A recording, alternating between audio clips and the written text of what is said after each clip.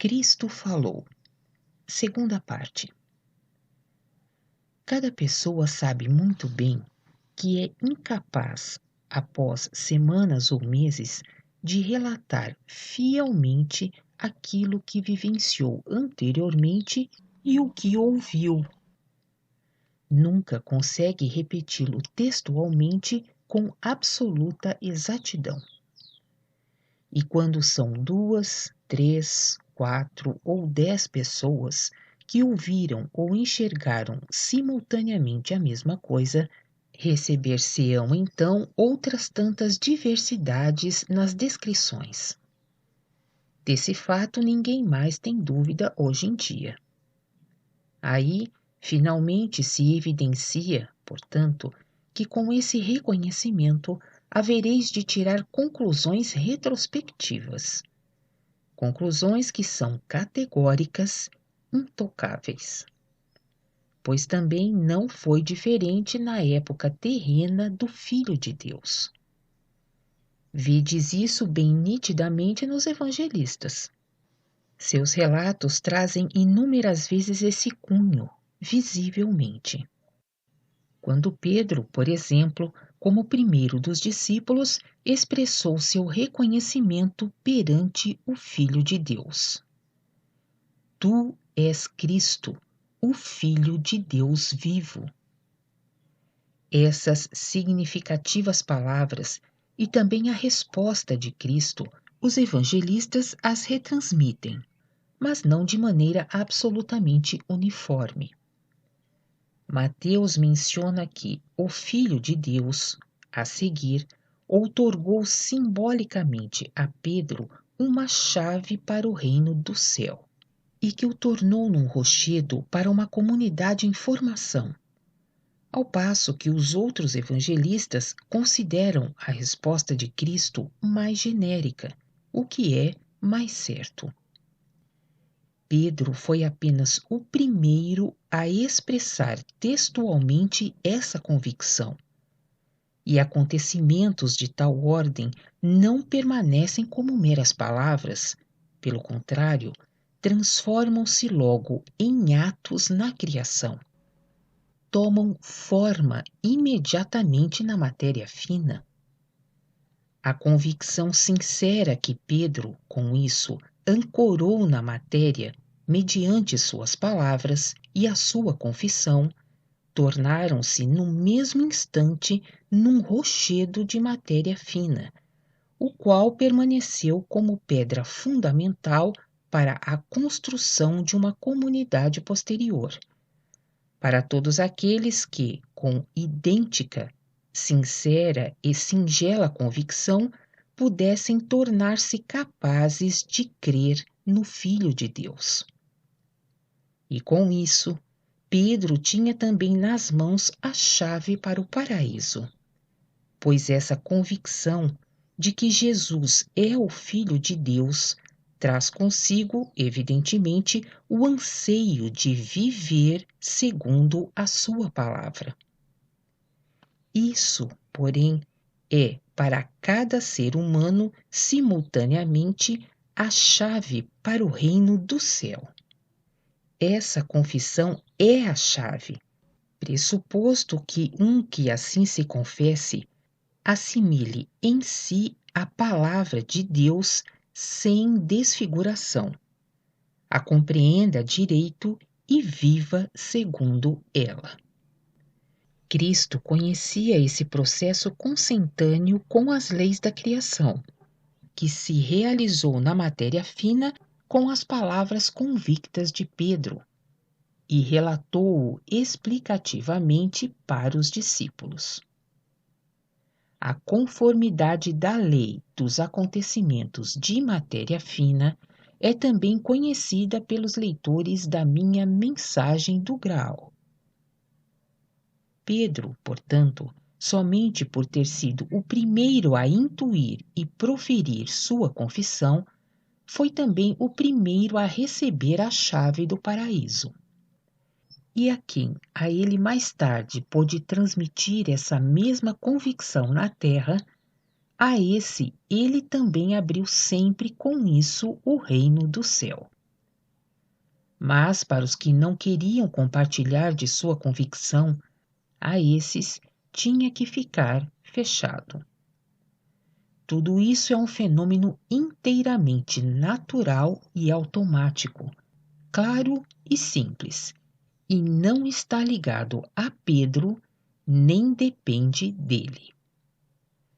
Cristo queria e podia estabelecer como fundamento para uma comunidade somente uma tal convicção, não porém uma pessoa. Pedro foi apenas quem primeiro expressou isso realmente convicto. Essa convicção formou, estruturou e tornou-se o rochedo, não porém Pedro como pessoa. Mateus, porém, dá o sentido da resposta de Cristo, segundo sua própria concepção, algo puramente pessoal, como referente apenas a Pedro. É exatamente Mateus quem apresenta muita coisa mal compreendida, que então retransmite descuidadamente de acordo com a sua maneira, como já no início de seus escritos. Mateus 1:21, Anunciação do anjo a José. E ela dará à luz um filho, e o chamarás pelo nome de Jesus, porque ele salvará o seu povo dos seus pecados. E Mateus prossegue nos versículos 22 e 23. Ora, tudo isso aconteceu para que se cumprisse o que fora dito pelo Senhor por meio dos profetas, que diz: Eis que uma virgem conceberá e dará à luz um filho, e o chamarão pelo nome de Imanuel, que quer dizer Deus conosco. Mateus quer aqui esclarecer, ligando a profecia de Isaías com o nascimento do Filho de Deus, de uma forma que mostra categoricamente que ele, em seus escritos, só deixa falar a sua própria opinião, não permanecendo, portanto, objetivo. Isso devia ter servido a todos como advertência de que esses escritos não deviam ser considerados como a palavra de Deus, mas sim apenas como a concepção pessoal do autor.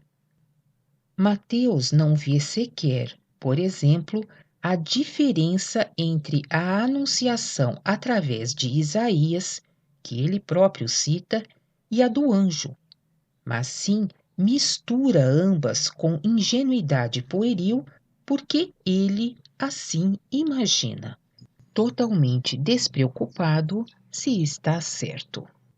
Ele nem sequer nota que os nomes aí citados são diferentes. Eles, porém, não foram designados bem definidamente, sem finalidade. Isaías anuncia Imanuel, o anjo, porém, Jesus. Portanto, não é Imanuel a quem Maria deu à luz, e por isso também não aquele a respeito de quem Isaías anuncia. Isaías anunciava Imanuel, o Filho do homem. O anjo, porém, Jesus, o Filho de Deus. Trata-se, nitidamente, de duas anunciações distintas, exigindo duas realizações diferentes, as quais, por sua vez, têm de ser efetuadas por duas pessoas distintas. Uma mistura desses dois acontecimentos é impossível, podendo ser mantida somente pela intencional vontade humana, desviando-se de todos os fundamentos básicos. Mateus não teve aí nenhum mau intento. Foi pura e simplesmente a narração de sua singela opinião, da maneira mais descuidada.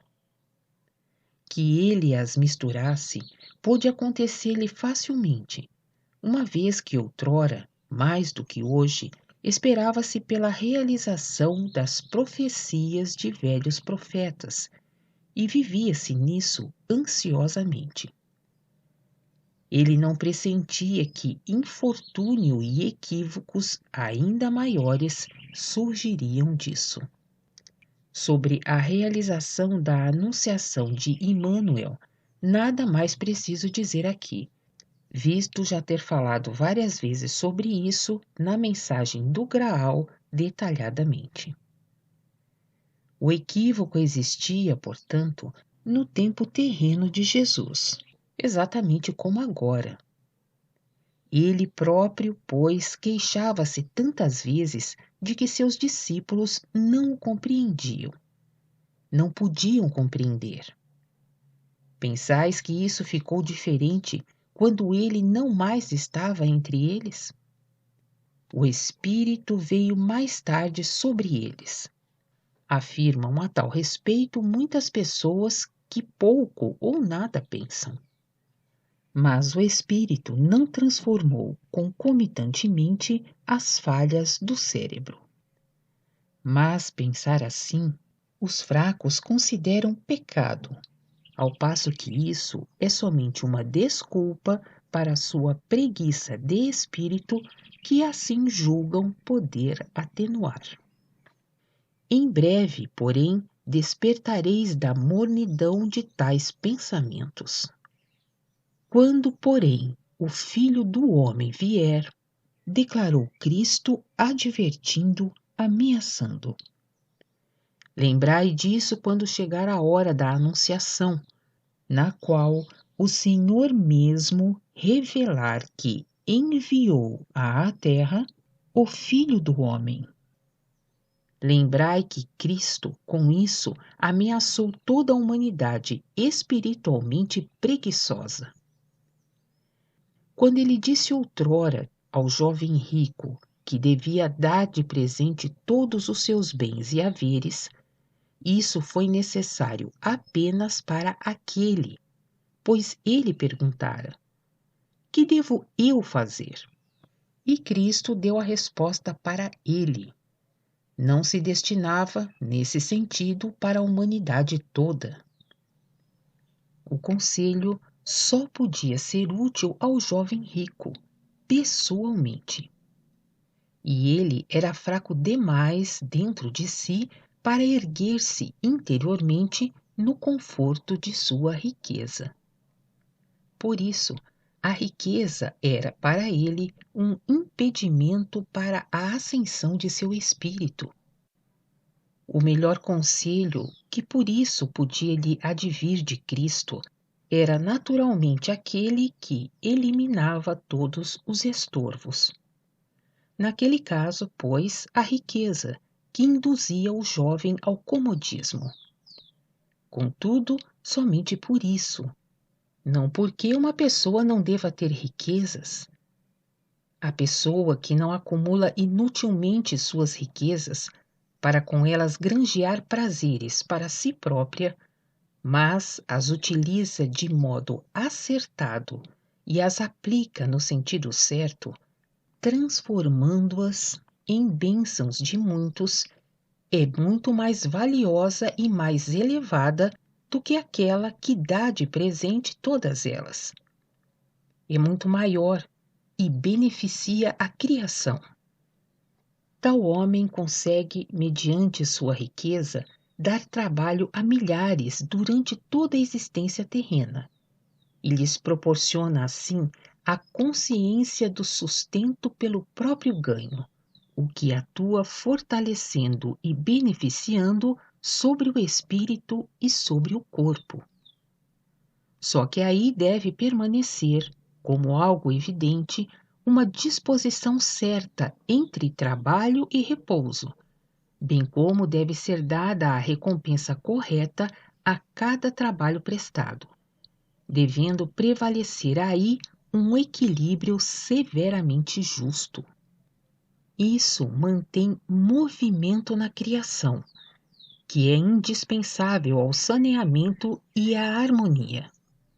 Um presentear unilateral, porém, sem exigir retribuição, só traz, de acordo com as leis da criação, paralisações e distúrbios, conforme se evidencia em tudo, inclusive no corpo terreno, onde, devido à falta de movimentação, se originam o engrossamento e a estagnação do sangue, porque somente o movimento faz o sangue correr mais livremente e mais puro através das veias. Essa lei do movimento indispensável o ser humano encontra por toda parte, em milhares de formas, porém sempre assemelhando-se em sua essência. Está presente em cada caso isolado e, não obstante, engrena-se reciprocamente em toda a criação, por todos os planos, e mesmo o espírito necessita da prática ininterrupta dessa lei se quiser continuar a manter-se vigoroso e ascender. Nada sem isso. Movimento por toda parte em equilíbrio incondicional entre o dar e o receber. Continua na terceira parte.